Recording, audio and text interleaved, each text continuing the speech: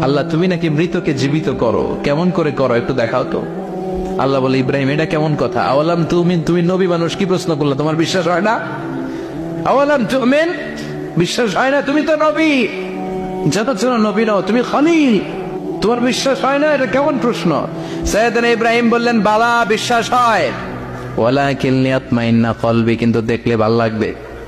আল্লাহ কেমন করে মৃতরে জীবিত করো তুমি দেখাও। আল্লাহ বললেন, 4টা পাখিরে টুকরা টুকরা করো, জবাই করো, টুকরা টুকরা করো, পায়ের সাথে মাথা মিশাও, মাথার সাথে কলিজা মিশাও, টুকরা টুকরা করে ওই পাহাড়ের মধ্যে ছিটিয়ে দিয়ে আস।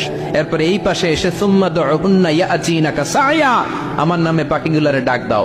উনি এই পাশে এসে আল্লাহর নামে টুকরো টুকরো করে ছিটিয়ে দিয়ে আসা পাখিগুলোর ডাক দিতে দেরি, মুহূর্তে পায়ের সাথে মাথা, মাথার সাথে বডি লেগে জীবিত হয়ে পাখিগুলো দৌড়ে সাইয়েদনা ইব্রাহিমের কাছে চলে এসেছে। আল্লাহ তাআলা নিশ্চুপ হয়ে মুচকি হাসতে আমার বরাবরই পছন্দ।